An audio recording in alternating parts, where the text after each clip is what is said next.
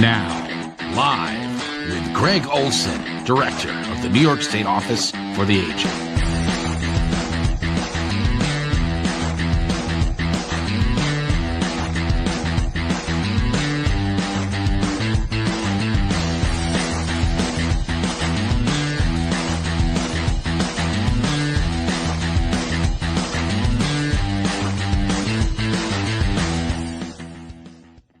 Well, good afternoon, everybody. My name is Greg Olsen, and I'm the Director of the New York State Office for Aging. You know, I always say we have such amazing shows that we do twice a month. This one I'm extraordinarily excited about. It is really, truly unique. We at NYSOFA constantly talk about the value that older adults bring to their families, to their communities, and to the state economically. Over the course of our lives, we learn so much, and to be able to share that experience and expertise is never something that we should be throwing away, because the impact that one person can have on another is absolutely profound. So I'm so pleased to be here today with Jim Isenberg, the man who created Grandparents United, an organization that is harnessing the power of mentorship. And joining also with Jim is Frank Williams, who's the president of the New York State Youth Bureau, serving more than 2 million people across the state in every single community. This incredible organization has recently been featured on Kelly Clarkson's show, on National Public Radio, and so many other national outlets. I first heard about Grandpas United when we were honoring older New Yorkers in 2025 for their amazing contributions during our Older New Yorkers ceremony last May. Jim was a 2025 recipient of the Governor's Exemplary Volunteer Service Award, our highest honor, as part of NYSOFA's, again, Older New Yorkers Day ceremony in May of 2025. So today we're going to take a look at Grandpas United, and we'll ask our viewers to consider the benefit of this organization for themselves and for the communities that they live in. I'm so pleased that this program taps the experience of men specifically to change the lives of younger men through mentorship and friendship. You know, purpose for men in retirement often can be very difficult, and this is just incredibly unique, and there's not only benefit for the young men that it touches, but clearly benefits for the older men who are part of this.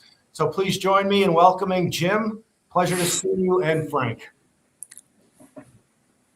Good afternoon. Great. So let's start, and either of you guys can jump in. Let's do a round robin. This is, again, back and forth, super easy. Tell us about Grandpas United. What is it? How is it formed? And what are your objectives? And what gaps are you really trying to fill? Jim, why don't you kick it off? I'll start. Jim and I have been friends for over 30 years, and Jim and a friend of mine, Dr. Saul Yanofsky, were friends and known each other for many, many years, and they were grandpas, and my grandson was born in 2016, and I became a grandfather. And so we had this little circle of friendship, and Jim did some research to see what kind of programs were out there related to grandfathers. And in his research, he came back and found there was hardly any. And so in our conversations, we said, why don't we form an organization that dealt specifically with men, especially retiring men, and their grandkids. And so that was the evolution of Grandpas United. And as such, we began to engage other grandfathers in community-based agencies, houses of worship, and social service organizations, because we know that 7 in 10 children grew up homes without a dad. So we wanted to create a program where men, retired men, stand in the gap for kids and provide support for children who are growing up in homes without a male figure. So that really is the evolution. And given the fact that I'm director of the Youth Bureau and we're serving about 2,000 kids a day, it became a natural fit for young people to be engaged with grandfathers, male figures, to have role models and heroes, to have men talk to them about life and careers. And so that's really how we got started. I think that's absolutely amazing. I'm going to pause for a second. Jim, can you hear me? I can hear you. I don't know if Alex or Roger can give Jim a call and see if we can work on his audio. And I appreciate that, Frank. I think that is, again, you don't really often focus on the roles that older men can and do play and their experience, expertise, et cetera, and really what an impact that means for younger youth, for mentorship, friendship, the life lessons that we all can benefit from if we just gave that kind of intergenerational interaction a chance. Can you tell me how many grandpas you have that are currently involved and how many youths are being served under this program? Well, thank you. So before COVID, we had over 100 grandfathers here in White Plains, and so we probably have somewhere around 60 now. And what we've done is over time is that we set up Grandpa United communities in Mount Vernon and New Rochelle, in Port Chester and Ossining, and we've been speaking throughout New York State around helping people to understand the value and benefit of mentoring and intergenerational programming. And of course, you may have heard that we've been on Good Morning America and CBS National News and the Kelly Clarkson Show and the Wall Street Journal. And we've been talking with people all over the country about this crisis that our young boys and our young men are involved with. And one of the efforts that we're trying to do is help young boys and men and communities to know that we care, that they're not by themselves, they're not alone. And you know, in some communities across the country, they're riddled with gangs and violence and hopelessness, there's poverty. What we're trying to do is to pour our hearts and our resources into communities where there is an absence of male figures in the lives of our young people. And in many communities of color, there is just a challenge of having men of color be involved with young people. And so our Grandpas United are involved in all aspects of our community, in schools, in community-based agencies, in rec programs, in government. And so we're working with our city government, our county government to provide opportunities and supports to children, youth, and families in order to ensure and to let them know that they matter and we care about them. Excellent. Jim, can you hear me? I can hear you now. All right. Welcome back, buddy. Frank's been doing a great job. So, Jim, I'm going to switch to you. We were just talking about all the exposure you guys have gotten through NPR, through Kelly Clarkson Show, through the Wall Street Journal. What's it been like on your end in getting this type of exposure on such a critically important project and work that you are doing that Frank described so well? I'm hoping that folks are reaching out to you guys and saying, how can we develop this in our community? I think it's been very encouraging.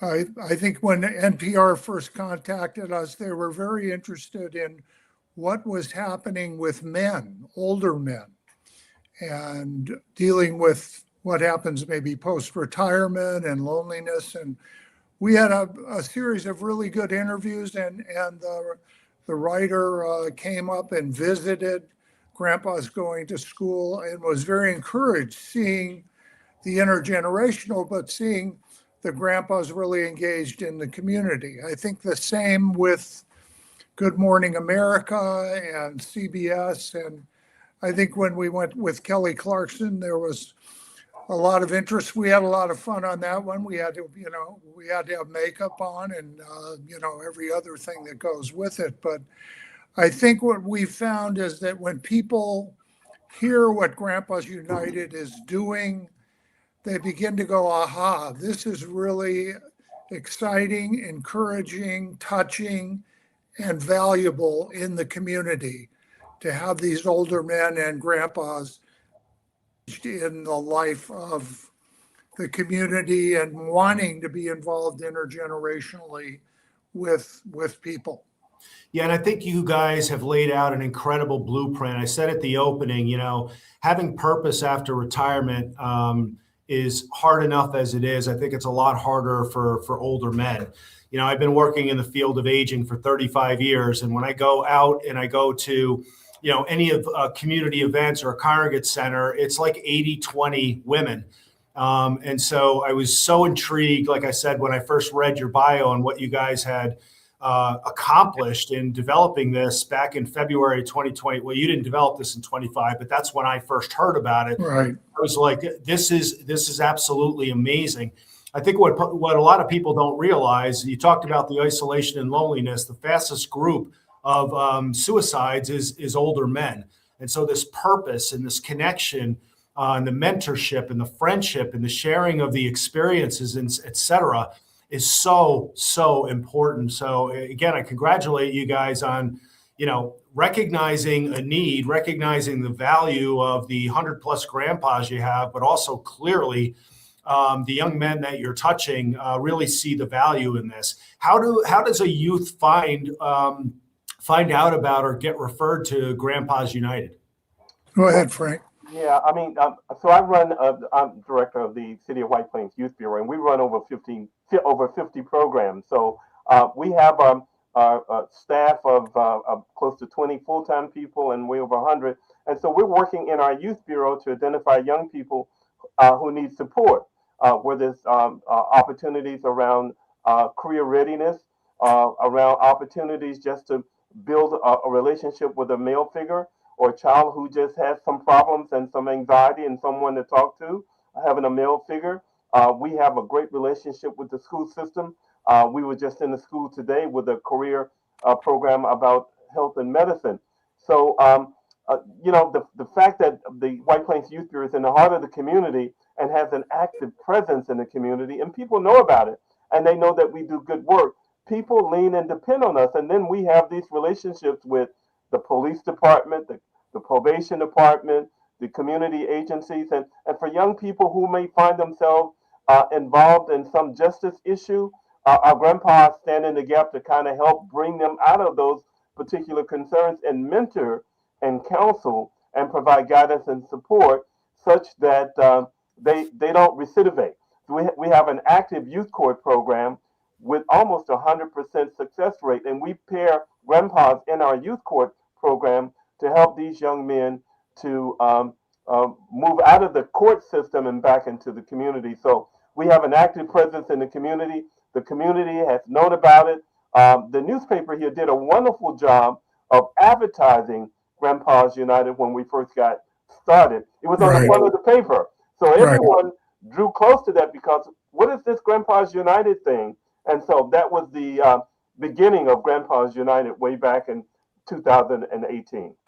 Yeah, I think there was, when we first got started with Grandpas United in 2018, we looked around and there really weren't any real programs for grandpas. There were grandparents, grandmas, God love grandmas, but very, very few, if any. And we did get a front page story and then a local newspaper by a terrific writer, unfortunately passed away, but the headline was Gramps Not Grumps. And so there almost was a caricature about grandpas. And I think everything that's gone into Grandpas United is about building the persona and the reality of what grandpas have to offer and how grandpas can be involved in the community and be engaged together. And I think one of the things that's really been a value with the grandpas as well, in the intergenerational involvement with young people or youth court, one of the things we do every 2 weeks, we have a mentoring program where the grandpas come together and we have excellent staff with Grandpas United. And one of the staff has a clinical background, and there's an opportunity to give grandpas some insight about thinking about mentoring and how to listen and how to ask questions and how not to be giving speeches to kids, but really getting engaged. And I think the grandpas have really enjoyed that. And it's opened the door to them to understand what's happening with young people now in our communities and how can they be helpful. So I think any community that might be interested with grandpas, there's an opportunity for grandpas to learn and bring what they know to the community and to the intergenerational world. I want to add something too, is that, we're also doing mentoring and intergenerational work, but for grandpas themselves, it's an opportunity to develop this social network amongst ourselves so that we're bonding with each other. We're learning from each other. We have various speakers and community members talking about various subjects and topics, but also we're building bridges with each other such that we have become family. As you know, one of the things when people retire, many people don't have a plan. What am I going to do with the rest of my life?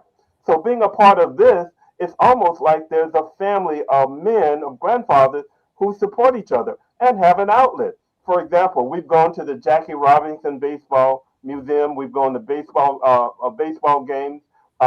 We have outings in the park. We go to the festivals. And in fact, last week we went to a Westchester Knicks basketball game. We had 190 tickets, and our grandpas and community members and kids. It was White Plains night at the Westchester Knicks. So it's not just intergenerational and mentoring. It's also about helping people have some satisfaction with the rest of their lives, having some sense of purpose and meaning. And we talked earlier about this whole thing of alienation and isolation and the stress and mental issues that people face. It's bringing people out of being depressed. And, in this cold, snowy winter, it can be very tough on people because we're social people. We need social relationships.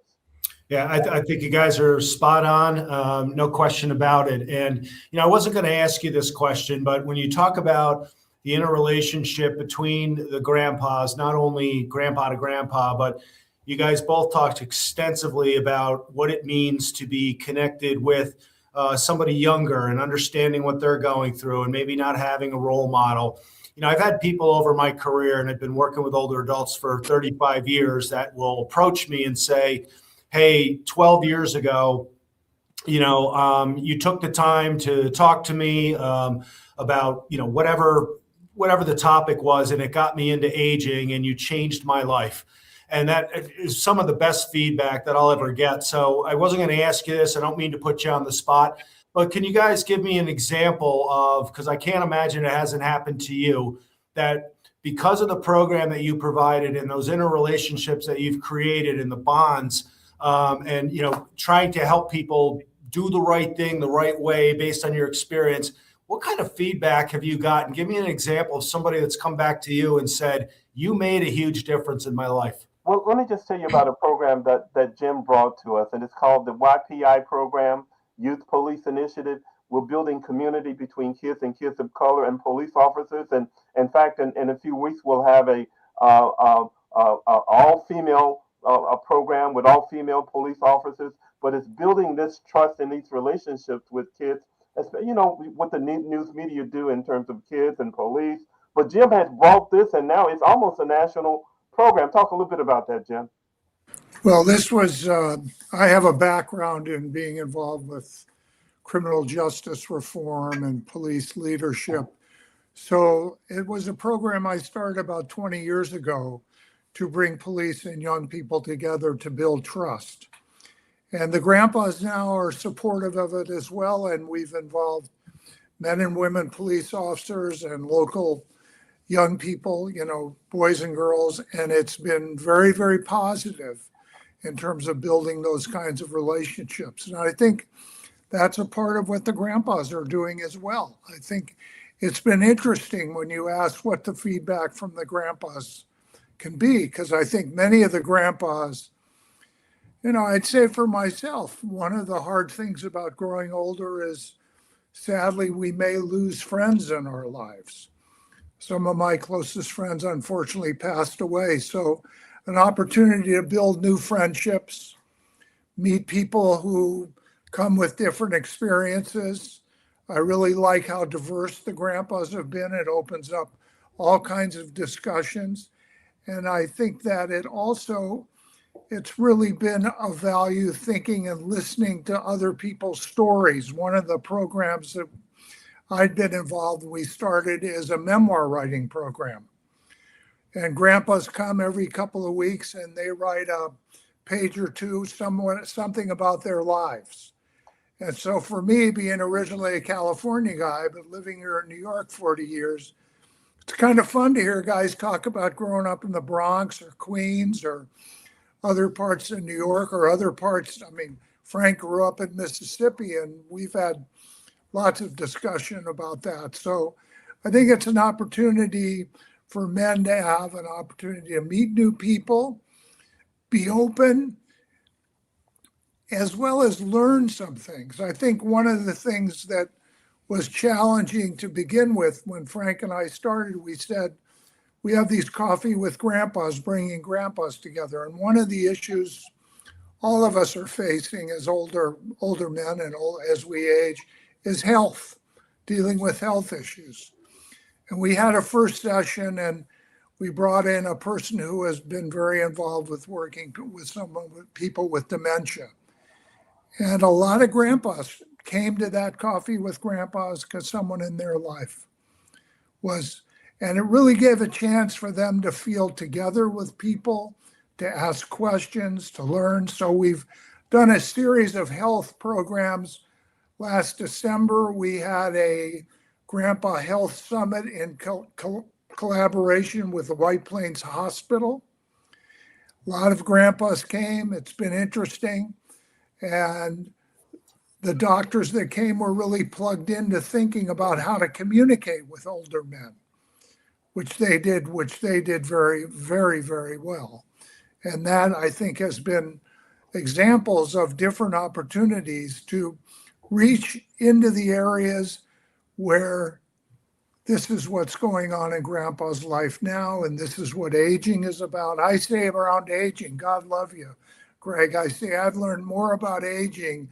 It's both really interesting and completely depressing. But, it's all of these things are going on, and I think they're really valuable. And of course, meeting you and meeting people who are involved in working around the aging issue across New York State, we would welcome the opportunity to continue a discussion around these kinds of issues. Well, 100% we will continue. I mean, I'm blown away by what you guys have built. I'm not at all surprised at the embracing of grandparents. Like I said, loneliness and isolation is a public health issue. It's a lot harder for men. It just is. As a man myself, I'm not pushing my 21-year-old daughter to have a kid, but when she does, I want to join you on some of your trips. Definitely.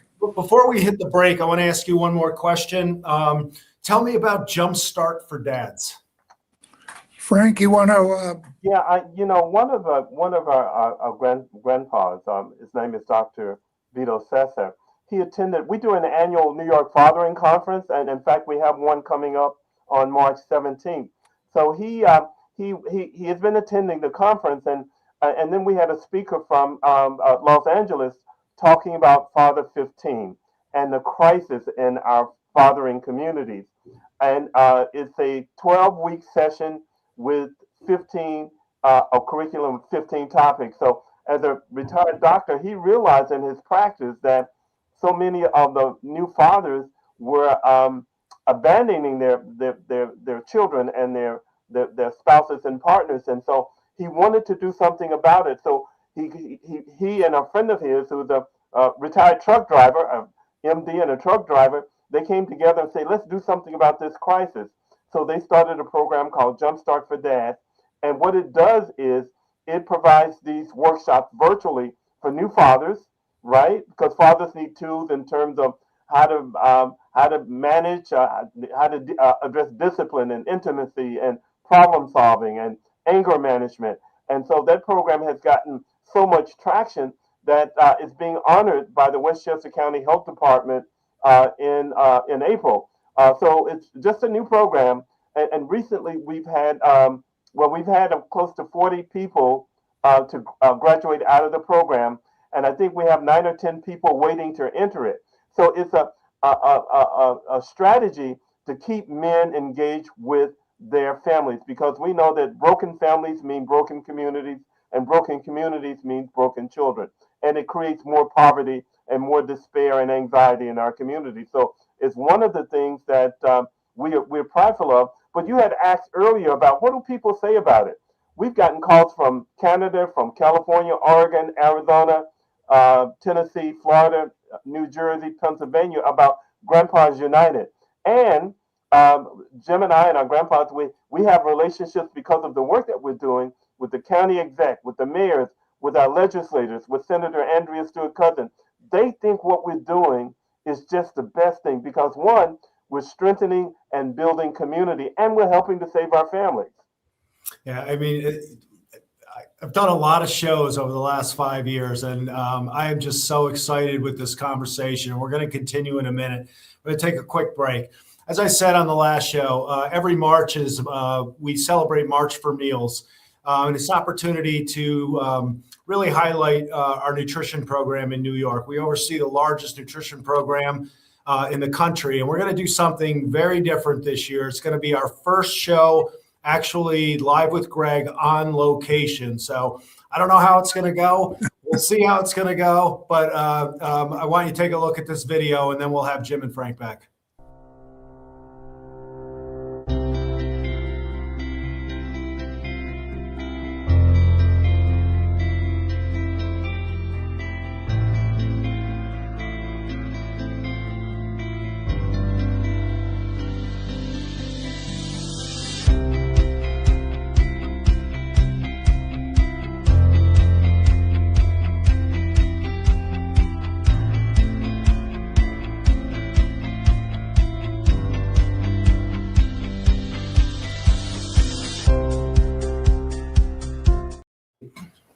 Welcome back. Thanks. And I want to thank LifePath right here in Albany. That is their central kitchen that we visited as part of the March for Meals campaign a couple of years ago. So which communities now is there a presence for Grandpas United? Tell us how the program is structured. Do you have local chapters? Kind of give us a lay of the land. Well, we don't have chapters. We have communities where because we're part of the Youth Bureau system. And there are youth bureaus all over New York State. So it really made sense to put a grandpa program in communities where there is a youth bureau because there is structure, there's organization, there is young people. And so our idea is to plant these grandpa programs all over New York State in organized youth bureaus where they're running programs in terms of youth development. So right now we have programs in New Rochelle, in Portchester, in Ossining, and in Mount Vernon. Our hope is to take this all over New York State. And so we're working with the commissioner, Dr. Damian Madden Harris, trying to expand Grandpa United throughout New York State because, again, it helps strengthen and build communities, and it gives our men, our grandfathers, something to do. It gives them a connection with the community. It helps them to share their experience and background, their work experience, their mentoring, their wisdom with children who ordinarily, well, I won't say ordinarily, who may not have a male figure, and kids who may be growing up in a gang-riddled environment. It gives them hope and someone to help mentor them in their life.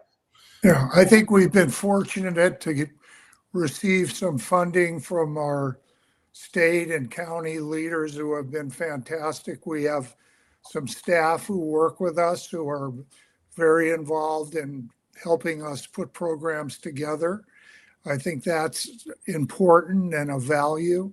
I think there's been a real recognition that there's opportunities, and the linkage, I think, with youth organizations like the Youth Bureau can be very powerful. And I think the linkage with Superintendent of White Plains Schools, for example, he's been fantastic.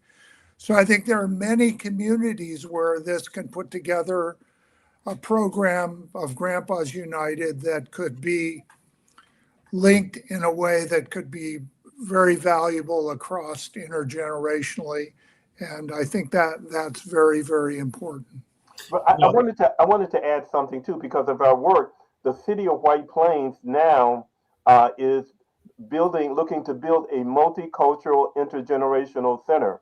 So what they want to do is put our grandpa program, our youth bureau, in a place with the rec department and other stakeholders. It becomes an intergenerational community center where seniors come in the morning and have their needs met, and kids come in the afternoon and meet with grandparents and others around intergenerational programming. Now, yeah, there's going to be a lot more of those. So the governor put that in the budget last year, Governor Hochul, and there's a proposal to expand that again this year. And I'm going to tell you guys, and you know this about me, I'm going to help. So I know the commissioner. She's the first person I'm going to contact when I get done here today on how we can partner with her and with you to start to grow this around the state. And I just want to make a comment. There would be no Live with Greg without Beth Stranges being the first person to put in a comment from Chemung County, New York, who is our fantastic AAA director. So that's who that comment was on the bottom. So as always, Beth, I thank you so much. So if you're a grandpa that is interested in volunteering their time to do this, what's the criteria? Is there a certain number of hours that you have to put in? Kind of walk through that a little bit. Go ahead, Jim. Well, I think the reality is we are very respectful of grandpas. We recognize they may have different things in their life. So there's no commitment of X number of hours. There are programs that grandpas go to school that some grandpas get really involved with. There may be some who want to do some things with high school kids. We make sure everyone is vetted and it's, safe to have everyone involved with the program.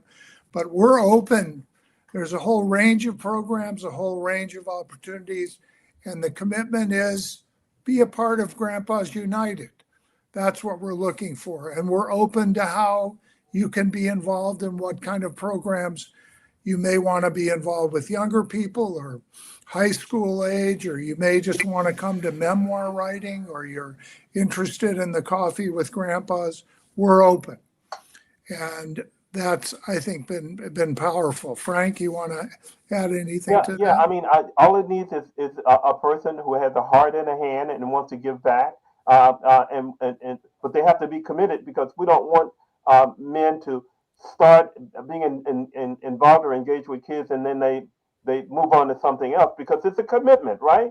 And young people have been broken because of abandonment and neglect. So we want to make sure that these grandfathers, these men, recognize the importance of being present with these young people. So, but Jim mentioned it's so important that we do our background check, vetting. So we do that because it provides a level of safety, especially for kids in our school-based programs. We want to make sure that grandpas who are involved with us are not only committed, but have a background and experience that's going to be positive for our young people. So we'll look careful about who we select, but we're cautious as well. And I think we want to make sure in every community, we want to be supportive of grandpas. That's why we do the mentoring training program. That's why we make sure there's someone there they can talk to, they can ask a question of, they can learn from. I think of one grandpa who's been involved with youth court, and he really was open to getting some feedback about what was the best way to interact with a young person around some challenging kinds of issues. And I really appreciated him and his openness about that. And he's learned and he's got really involved with the program in a very, very positive way. So there's things to learn when we're old. It's okay. And there's lots of things, obviously, for grandpas to share. And we're looking for ways. I would say it can be a bit of a challenge recruiting grandpas. But when grandpas come forward, it's a different thing that get them interested. And I think that's part of all of us learning about what the aging process is and being open to trying to build our community and make sure we engage grandpas in a way that's positive and productive for everyone. Absolutely. My good friend And Tim fun Dan, too. Absolutely. I think you guys are spot on. My good friend Tim Dans just came in, and Tim, I'm going to say, have your dad. We should set something up here in the Albany area, and I want your dad to be the first grandpa that's involved, because I think he would be fantastic. You talked a little bit about the youth court system. Go into a little bit more detail on that, because I think this is fantastic, this relationship and what the outcomes are. Well, our youth court program is a diversion program, and young people make mistakes, right? And when they do that, we want to keep them from going further into the justice system. So we've created a youth court which operates out of the White Plains Youth Bureau, and we get referrals from probation, from family court, from city court, from housing from the school district from about young people who have created these kind of offenses. So they refer to us. They have to volunteer, and these people go through a regular court proceeding, which is run and managed by our young people. And the outcome of this is that we provide a grandpa who's there for a young male, who provides mentorship and counseling and guidance. It's helping the young people understand the magnitude of the problem, but also giving hope and helping to turn that child's life around and put them back on the right track. Now we've had almost 100%. We've had way over maybe 150 kids who've come through our youth court program in the last couple of years. And the success of this program really has to do with collaboration and partnership with our community stakeholders, our agency, the probation department, the family court, the DA's office, right? All of these people are working to build guardrails and to let young people know that there is hope, because we know that if we don't correct the behavior, these young people might go further into the criminal justice system. And what we've done, if you look at the arrest rate for White Plains young people, it is just unbelievable how we have addressed and helped to become a diversion for kids who might do these kinds of issues and ills in our community. And Jim, working with our youth police initiative, police officers now have a better understanding of what young people are going through. And we're working with our school system around suspension, because we know suspending a child from school is not a strategy for success. We're trying to keep young people in school and wrap around our grandfathers around all of our kids who might be, because of poverty or anger with family members, or just the challenge of growing up in these difficult times. Our grandfathers are there to care for our kids. Yeah, I think one of the things that people in different cities might think about is we've had tremendous support for the grandpas and the YPI and the youth court, from the mayor, from the police commissioners, from really the local political and organizational leaders, and I think that's happening in other towns and can happen, being open to how to develop those relationships in real ways that can impact the youth community and the entire community in a very, very positive way. And I think that for all of us is important. And I think there are a lot of grandpas who can be helpful with that. I mean, the mentoring, I had a kid I was mentoring as part of the youth court. We did it during the pandemic as well. And he was interested in becoming an auto mechanic. That's what was on his mind. And I was able, because I had some linkage in the community, to actually set him up with a local mechanic I knew, so he would have an opportunity potentially as an intern or doing some work and something hands-on, literally. I think that's another thing that the grandpas have done, even with summer employment grandpas. We have these sessions with the 200 and 300 kids who have jobs in the summer in White Plains, and they talk about networking, and they talk about concrete things that can help young people and that they have experience with. One of our grandpas, God love him, passed away, and his family left some funding and supported a community engagement and vocational program we have now that selects 7 kids from the community, high school seniors, that win an award for their community service or vocational training. Not academic, but highlighting the value of community service. And the grandpas are directly involved in selecting who those kids are when they apply. So there, again, is further intergenerational relationship, but also an opportunity for grandpas to provide support to young people and communities in a variety of creative ways. And, that can be done in all kinds of communities across New York. And I think I'm really glad to have the grandpas involved in the whole area around criminal justice and criminal justice reform in a very positive way. And that's very, very critical. Yeah, I mean, you guys are making such a tremendous difference. Again, I just, all the shows we've done, this is so unique. Beth, I see again that you're looking to try to replicate this in Chemung County, and I'm committed to help you do that. So for both Frank and Jim, there are going to be tens of thousands of people across the state of New York that are going to see this in the next couple of weeks. If they're interested in, trying to replicate what you're doing in and around Westchester County, how would they go about doing that? Well, certainly they can call the White Plains Youth Bureau. My number is 914-422-1378. And then there's our Grandpa's United website. So it's right there. They can just Google Grandpa's United. We have a Facebook page. And we'll be happy to kind of move this throughout New York State and across the nation. One is that we want to build communities. So there are so many communities that need this kind of support. And we believe that, working together with our stakeholders, with our law enforcement, with our schools, we become better.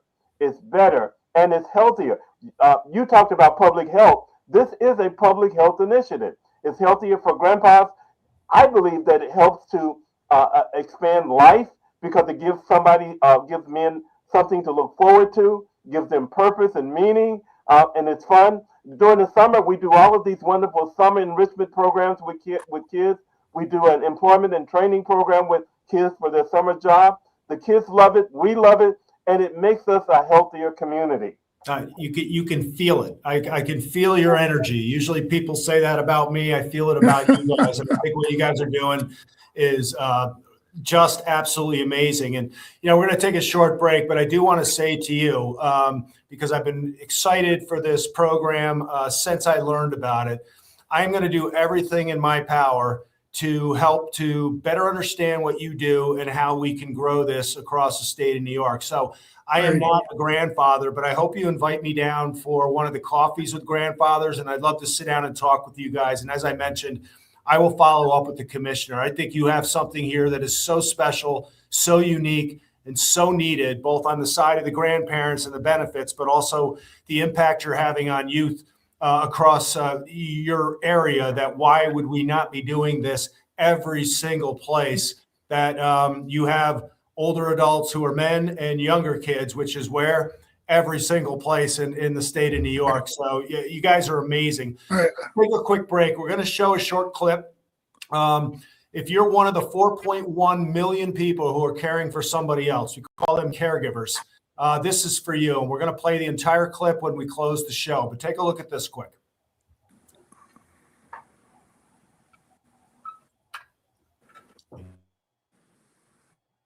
It's not just about caring for others, it's about taking care of yourself too.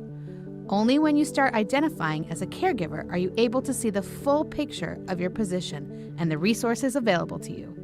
In this video, you'll learn what it truly means to be a caregiver and how to achieve a healthy balance between taking care of yourself and of others.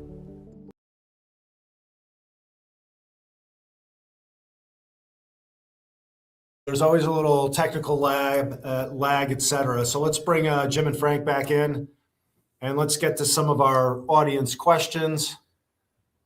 There they are. We live in a tech society, guys, and sometimes tech just doesn't work, but you got to roll with the punches, right? Were you inspired by a particular mentor in your life? I really like that question. Yes. Can you hear me? Yep. I was, I think in the late 60s, I had an experience. I was studying criminal justice, criminology reform, and I had a work-study job at San Quentin Prison. And the director of the counseling center, a wonderful man, Walter Luster, was a mentor for me. And he allowed me to sit in on all the parole board meetings.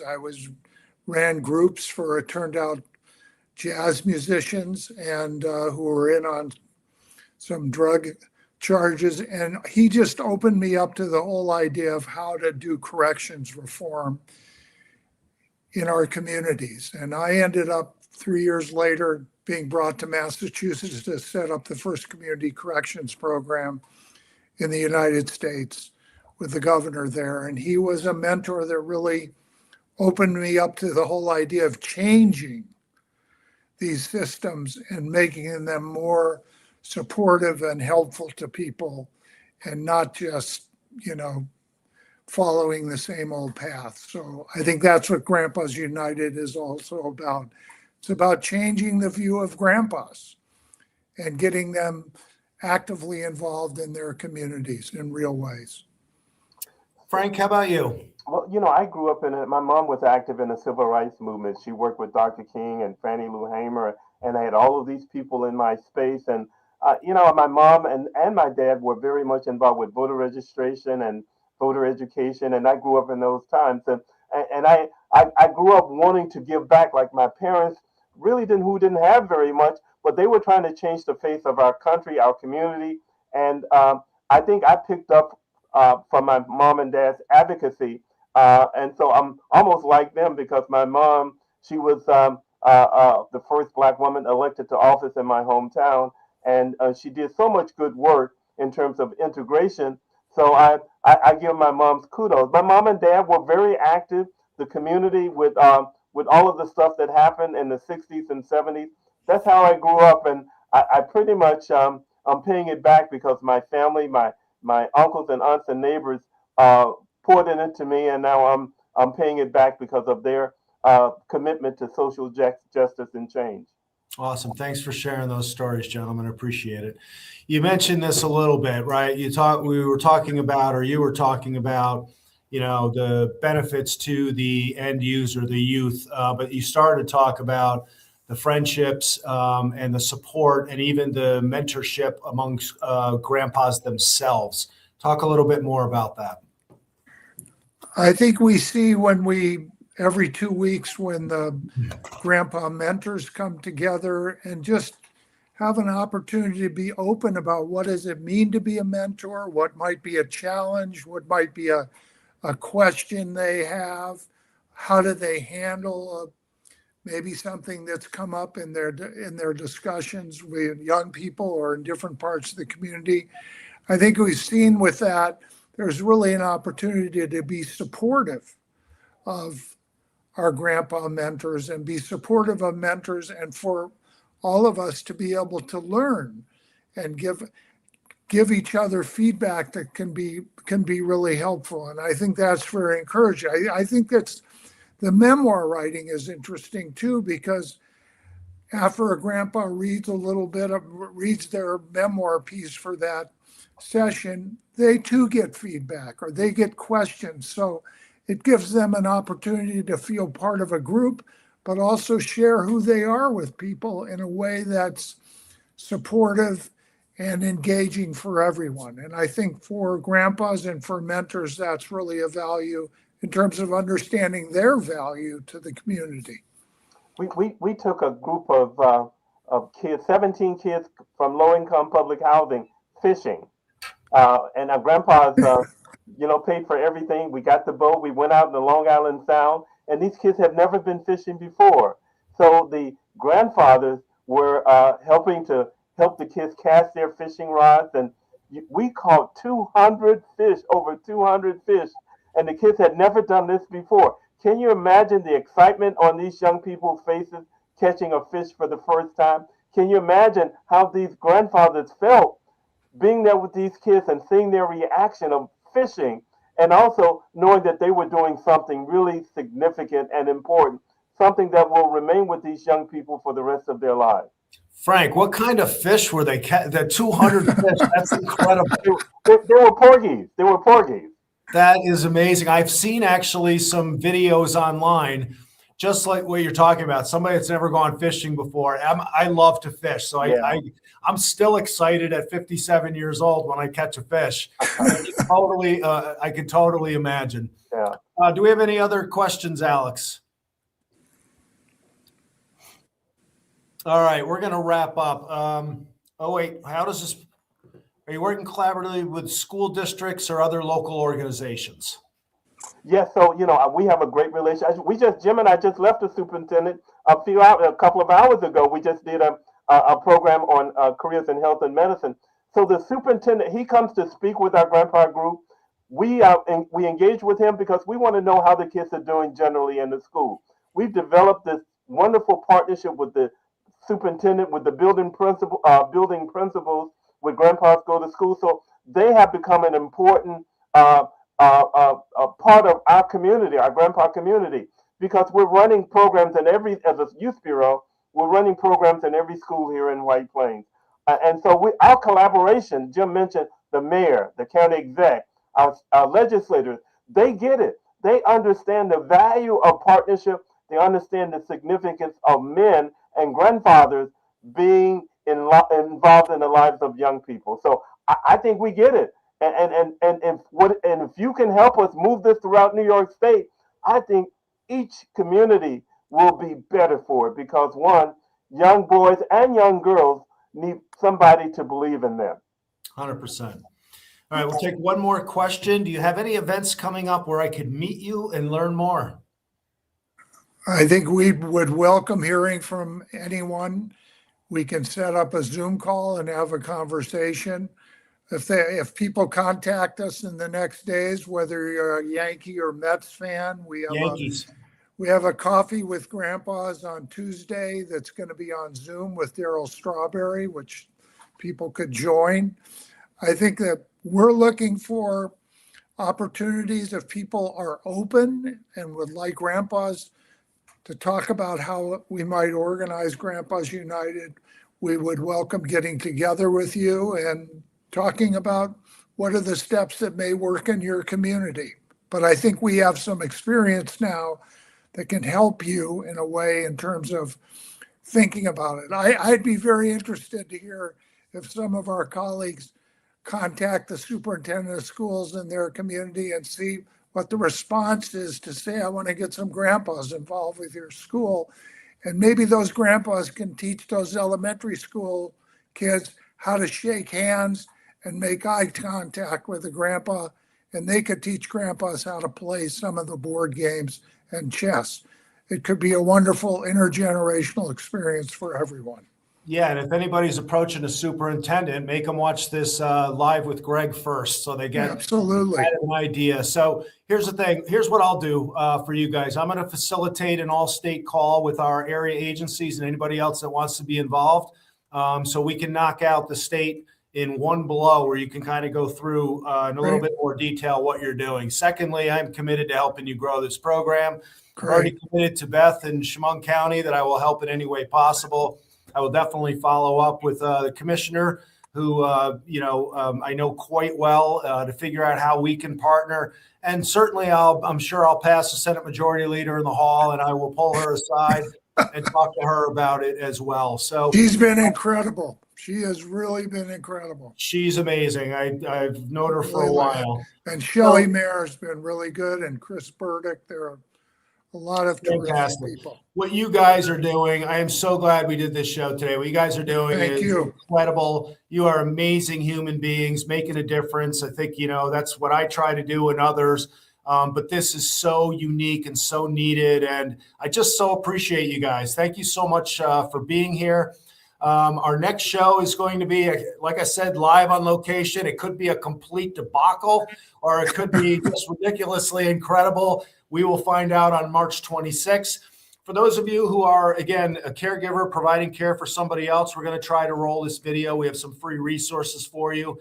Thank you so much for joining. Jim Isenberg, Frank Williams, founder and co-founder, Grandpas United.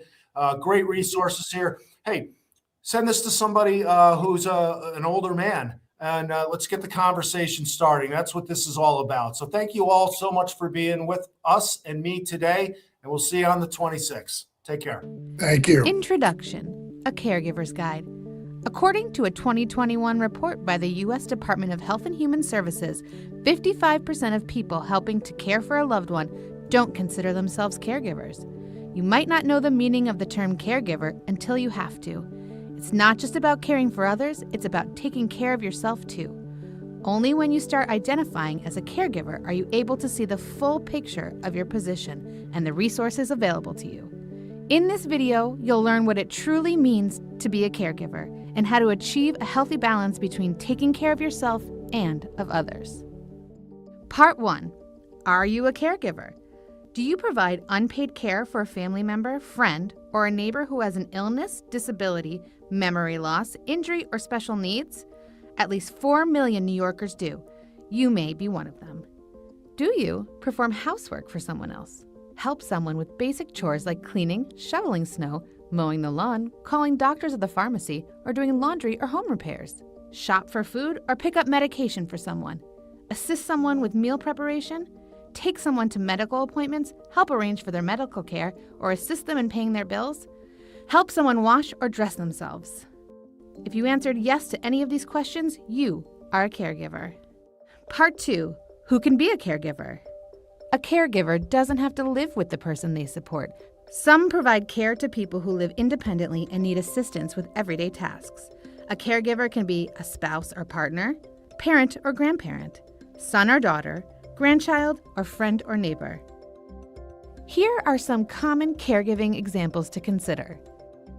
Luis is 82 years old and is mostly independent, but has vision problems that make it impossible for him to drive. His son Carlos spends about 2 hours a week taking Luis to grocery store and medical appointments.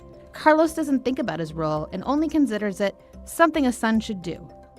Anne's mother, Meredith, lives in another state. Meredith is 75 years old and has trouble following up with her doctor and pharmacist, so Anne spends time on the phone with Meredith's medical team each week. Anne doesn't think of her work as caregiving because she's doing it from afar. Carmela is 70 years old and caring for her 16-year-old grandson, Sal, who is in a wheelchair as the result of an accident.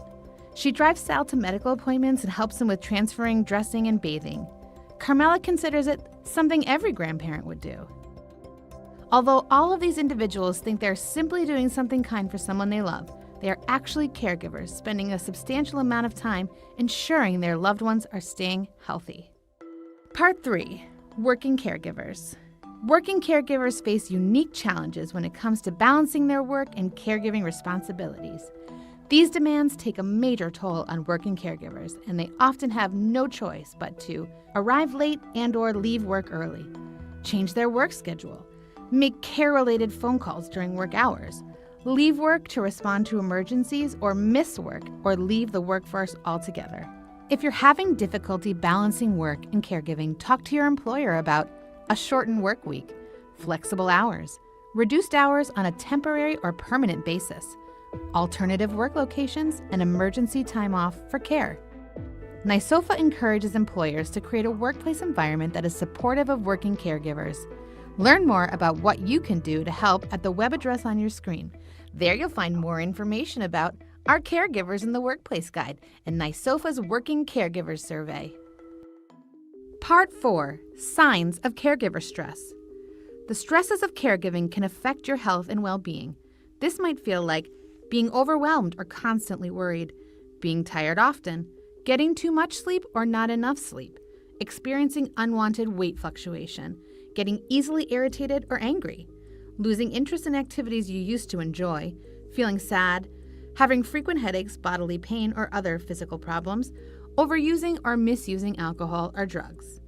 If this sounds like you, you are not alone. According to a survey by the caregiver support organization Archangels, 61% of caregivers worry about caring for a family member, friend, or neighbor, and about a third use substances to reduce stress or cope versus only 6% of the general population. Part 5. Additional help. New York State offers many supports, tools, and resources to help caregivers. To find them, head to the web address on your screen.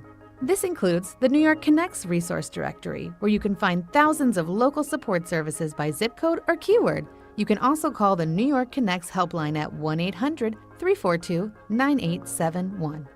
NYSOFA also offers digital supports from our partners. Create an account for the Caregiver Education and Training Portal, free of charge for any caregiver through TruAlta. Find your caregiver intensity score with Archangels and get connected to resources that can help.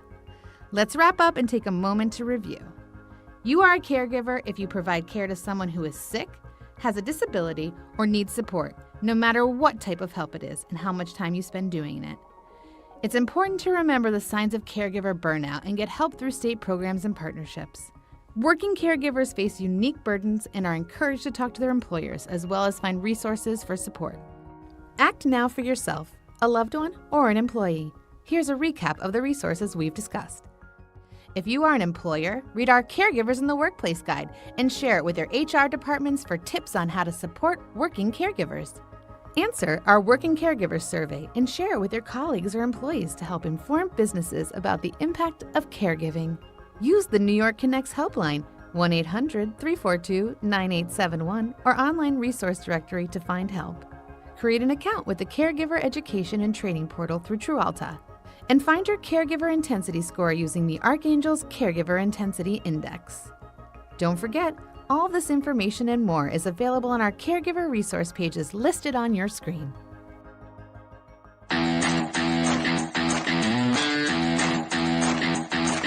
Live with Greg is a production of the New York State Office for the Aging Communications Bureau. Please join us next time.